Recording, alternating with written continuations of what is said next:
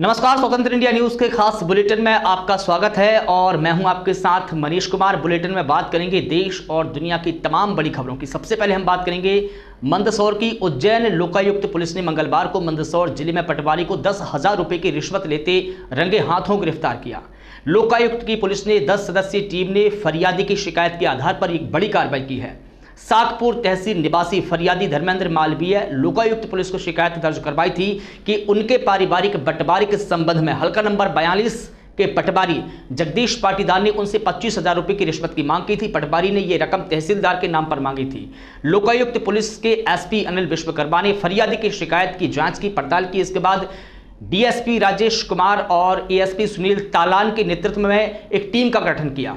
Team ने पटवारी को रंगे हाथों रिश्वत लेते हुए गिरफ्तार किया है। जी, मेरे पिताजी के और मेरे बड़े पापा के लड़के से पैतृक ज़मीन थी मेरे गांव में। तो बंटवारे को लेकर मैंने पटवारी जी से बातचीत करी कि सर मुझे बंटवारा करवाना है और बंटवारा कीजिए आप। तो उनके द्वारा बताया गया कि उच्च अधिकारियों के साथ साथ में मुझे भी रिश्वत लगेगी और सर्वप्रथम उन्होंने 32,000 रुपये की मांग की गई थी। मैंने कहा सर ये तो बहुत ज़्यादा हो जाएंगे। तो उनके द्वारा बताया कि आप बता दीजिए कितना क्या करना है। मैंने कहा सर मैं 25 तक दे पाऊँगा। तो उन्होंने हाँ कर लिया। तो फिर मैंने रिश्वत देना उचित नहीं समझा। जिस प्रकार से सीएम महोदय का कहना है कि नामांतरण और बंटवारे को लेकर कोई भी पटवारी रिश्वत ना ले, मैं को इसी को समझदारी समझते हुए मैंने लोकायुक्त में शिकायत की और शिकायत के बाद आज बिल्कुल विधि विधान से कार्रवाई की गई लोकायुक्त द्वारा और 10,000 रुपये रिश्वत के साथ मैंने ट्रैक करवाया। ये फरियादी धर्मेंद्र मालवीय एसपी लोकायुक्त उज्जैन के समक्ष उपस्थित होकर शिकायत की कि पटवारी द्वारा रिश्वत की मांग की जा रही है। एसपी साहब ने मेरे माध्यम से शिकायत का सत्यापन करवाया। सत्यापन में शिकायत सत्य पाई गई। तो आज पटवारी ईसाकपुर पटवारी हल्का नंबर 24 जगदीश पाटीदार 10,000 रुपये की रिश्वत लेते हुए ट्रैप किए गए हैं। और चलिए बात अगली खबर की। रुड़की के प्राइवेट हॉस्पिटल में डिलीवरी के दौरान एक महिला की मौत हो गई। महिला की मौत के बाद परिजनों ने अस्पताल में जमकर हंगामा किया। बता दें कि गर्भवती महिला को उसके परिजन हॉस्पिटल लेकर पहुंचे थे, जहां डॉक्टरों ने उसका ऑपरेशन किया। ऑपरेशन के बाद परिजनों को जच्चा और बच्चा की स्थिति के बारे में कोई जानकारी नहीं दी गई। महिला की हालत बिगड़ने पर परिजनों को सूचित किया गया कि उसे एम्बुलेंस के जरिए हायर सेंटर भेजा जा रहा था। जब परिजनों ने एम्बुलेंस में महिला को देखा तो उसकी सांसें नहीं चल रही थी। इसके बाद परिजन भड़क गए और अस्पताल में हंगामा शुरू कर दिया। क्या मामला? यहाँ सुबह डिलीवरी के लिए आए थे हम। तो मैडम ने बोला कि बच्चा हमारे लिए बच्चा और माँ दोनों सेफ चाहिए, हमें पैसे की कोई दिक्कत नहीं है। तो हमने बोला ठीक है। तो उन्होंने डिलीवरी के दौरान हमने उनसे पूछा कि क्या हुआ, तो उन्होंने कुछ नहीं बताया। उसके बाद में बोला माँ और बच्चा दोनों सेफ है। तो उसके बाद फिर हमने पूछा क्या हुआ, तो उन्होंने कुछ नहीं बोला। फिर उन्होंने अपने आप ही एम्बुलेंस को फ़ोन किया, फिर बोला कि इनको देहरादून के लिए रेफ़र कर दो। तब हमने देखा, हाथ लगाया मैंने, तो बॉडी में कुछ नहीं। के रहने वाले हम उनको सुबह 8 बजे लेके आए थे यहाँ पे। उसके बाद हम यहाँ से उतरे, एम्बुलेंस में से वो अपना आप चल के ऑपरेशन थिएटर तक गई हैं। उसके बाद उन्होंने बोला कि ऑपरेशन कर रहे हैं हम। ऑपरेशन के टाइम हमें थोड़ी देर बिठा के रखा कि आप लोग बैठो, वेट करो यहाँ। हमने कहा हमें अंदर जाने दो, मिलाने दो उनसे। कह रहे नहीं, उसके बाद ही मिलोगे ऑपरेशन के बाद। उसके बाद उन्होंने हमसे 10:30 बजे बताया कि डिलीवरी हो गई है और माँ और बच्चा दोनों ठीक है। उसके बाद थोड़ी देर बाद उन्होंने बोला कि उसे दौरे पड़ रहे हैं। तो हमने बोला दौरे पहले भी पड़े? नहीं, हमने कहा कोई दौरे नहीं पड़े उन्हें आज से पहले, ये पहली बार बता रहे हो आप लोग। उसके बाद उन्होंने सीधा 5-10 मिनट बाद लाके सीधा एम्बुलेंस में डाल दिया और कह रहे इनको देहरादून लेके जाओ और वहाँ ठीक हो जाएगा इसका दौरे वगैरह। हाँ जी, ऑपरेशन से डिलीवरी हुई थी, लड़की बताइए, लड़की हुई है। पन्ना जिले की शासकीय उचित मूल्य की दुकानों में जमकर भ्रष्टाचार किया जा रहा है। आलम यह है कि राशन माफिया गरीबों के हक पर डाका डाल रहे हैं। वहीं सार्वजनिक वितरण प्रणाली में हो रही धांधली को लेकर खाद्य विभाग ने 2 विक्रेताओं पर कार्रवाई की औपचारिकता पूरी की है। इन दोनों विक्रेताओं ने पिछले 3 वर्षों में 13 लाख से अधिक के भ्रष्टाचार को अंजाम दिया था।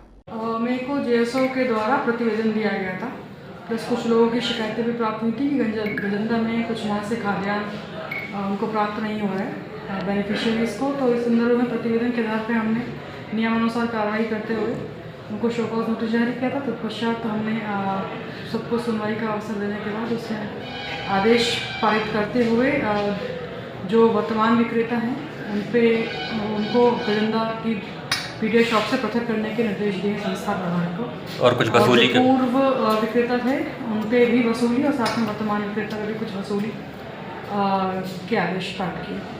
मंदसौर में भूमाफियाओं की मनमानी थमने का नाम नहीं ले रही है। भूमाफिया जालसाजी के जरिए गरीबों की जमीन को हड़प रहे हैं। ऐसा ही एक मामला कलेक्टर की जनसुनवाई में देखने को मिला, जहां जग्गाखेड़ी निवासी पीड़ित कबरलाल ने बताया कि मेरे लड़के की शादी के लिए मैंने 1.5 बीघा जमीन बेची थी, लेकिन कुछ भूमाफियाओं ने मेरे साथ धोखाधड़ी की है और करीब 2.5 बीघा जमीन के हस्ताक्षर करवा लिए हैं, जो कि मेरे साथ में धोखाधड़ी है। उन्होंने कलेक्टर से गुहार लगाई है कि मेरी जमीन को वापस दिलवाई जाए। आज मैं लोक जनशक्ति पार्टी रामविलास के माध्यम से आज मैंने मंदसौर कलेक्टर महोदय से मैंने मुलाकात करी।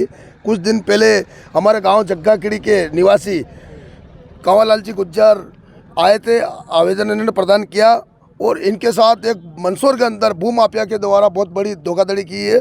1,60,00,000 का मामला है ये, जिसमें इन्होंने जो इनके बच्चे की शादी करवानी थी उसमें 1.5 बीघा ज़मीन इन्होंने बेचने की कोशिश करी है। बाकी 1.5 बीघा ज़मीन तो चलो ठीक है, उसके भी पैसे बराबर नहीं दिए। वो 2.5 बीघा ज़मीन इन्होंने इनके अंगूठे लगवा कर और उनके नाम करवा ली 2.5 बीघा ज़मीन। ना कि मेरी ज़मीन हड़प कर ली मैंने सब मेरी, ने क्या 1.5 बीघे के बाद चौपन आ रही की सब हड़प कर ली। अभी हमारी बच्चा बच्ची ने ये मन यो करिए कि तुमने ज़मीन बेच दी, मेरी ज़मीन बेच दी। मैंने धोखाधड़ी की मेरे साथ। कैसे धोखाधड़ी? और मंदसौर में महिला उत्पीड़न की घटनाएं थमने का नाम नहीं ले रही है। कलेक्टर की जनसुनवाई में एक महिला ने अपने ही पति पर उत्पीड़न के गंभीर आरोप लगाए। महिला का कहना है कि मेरा पति मेरे परिवार से 2 लाख रुपए की मांग कर रहा है। पीड़ित महिला ने पूर्व पति से भी ये गुजारिश की है। महिला ने बताया कि मेरी पूर्व में शादी हो चुकी थी, मैंने ससुराल वालों को बताया था, लेकिन मुझे बेवजह परेशान किया जा रहा है। मेरे परिवार के लोगों से पैसे की डिमांड की जा रही है। मेरे पति के खिलाफ शिकायत दर्ज करने आई हूँ यहाँ पर कि वो मेरे साथ मारपीट करता है, शराब पीता है, जबकि मेरी 2 लड़कियाँ हैं मेरे साथ, उनको बार बार मारने की धमकी देता है। उसने मेरी झूठी शिकायत दर्ज की है कि मेरे पापा ने उससे 2 लाख रुपए लिए और मुकेश पाटीदार जो है उन्होंने 2 लाख रुपए लिए, जबकि उन्होंने उनसे कोई पैसा नहीं लिया। मेरा जो मतलब शादी हुई है वो समाज के सामने हुई है और मैंने उसे कोर्ट मैरिज भी कर रखा है। ये बात पहले ही खुद हो गई थी कि मेरी दोनों बच्चियां हैं मेरे साथ में, तो उनको उसको रखना पड़ेगा, जबकि अभी बोल रहा है वो कि मैं तेरी दोनों लड़कियों को नहीं रखूँगा। और शराब पीता है, मेरे साथ मारकूट करता है। दूसरी बात ये है कि वो मुझे बहुत गाली गलौज करता है, उस जान से मारने की कोशिश की और मेरी लड़की को भी मतलब नहीं रखना चाहता है। और धर्मनगरी हरिद्वार में खनन माफिया धड़ल्ले से अवैध उत्खनन कर रहे हैं, लेकिन खनिज विभाग माफियाओं पर मेहरबान है। दरअसल जनपद के विभिन्न इलाकों में खनन की अनुमति के नाम पर अवैध खनन का सिलसिला तेजी से बढ़ रहा है। आलम यह है कि आम नागरिकों को सड़क पर चलना भी दूभर हो गया है। लक्सर स्थित बस स्टैंड पर अवैध खनन से लगे 2 डंपर आपस में टकरा गए। हादसे में दोपहिया वाहन चालक बाल बाल बचे, लेकिन यह घटना खतरे की गंभीरता को दर्शाती है। जबकि भगवानपुर दरियापुर क्षेत्र में भी सड़कों पर सैकड़ों ओवरलोड वाहन सड़कों पर दौड़ रहे हैं। स्थानीय लोगों का कहना है कि खनन विभाग द्वारा दी गई परमिशन के चलते भूमाफिया खनन माफिया बेखौफ होकर उत्खनन कर रहे हैं, जिससे कि आम जनमानस की जान भी खतरे में है। और तहसील दिवस के मौके पर हरिद्वार जिलाधिकारी भगवानपुर पहुंचे, जहां उन्होंने आम लोगों की समस्याएं सुनी। जिलाधिकारी के पास करीब 74 समस्याएं आए, जिनमें से अधिकतर मुद्दे चकबंदी से संबंधित रहे। जिलाधिकारी ने कुछ समस्याओं का तुरंत ही समाधान निकाला, मौके पर ही उनका निराकरण किया। अन्य समस्याओं को संबंधित अधिकारियों को आदेश दिया है कि उनको भी तत्काल निराकरण किया जाए। शिकायतों का त्वरित और उनके द्वार पर निस्तारण के संदर्भ में ये तहसील दिवस का आयोजन हुआ है और आज भगवानपुर तहसील में तहसील दिवस था। कप्तान साहब भी हमारे साथ में हैं, माननीय विधायिका जी भी यहाँ उपस्थित हैं। और आज इस तहसील दिवस में कुल 77 शिकायतें प्राप्त हुई हैं, जिसमें से अधिकांश शिकायतें या तो चकरोट की है, जल भराव की हैं, चकबंदी ग्रामों में पैमाइश की हैं और कुछ आपसी विवाद की शिकायतें हैं। तो उन शिकायतों में कतिपय शिकायतों पे आज ही जाके मौके पर निस्तारण करने के निर्देश दिए गए हैं। कतिपय शिकायतों का निस्तारण यहाँ भी कराया गया है, जो विरासत के या इस प्रकार के मामले हैं। और शेष शिकायतों में संबंधित विभागों को निर्देशित किया गया है और समस्त शिकायतों का सक्षम तरीके से सम्यक निस्तारण किया जाएगा। और स्वतंत्र इंडिया न्यूज़ के खास बुलेटिन में फिलहाल इतना ही। तमाम जानकारी के लिए आप लगातार बने रहिए स्वतंत्र इंडिया न्यूज़ के साथ। नमस्कार।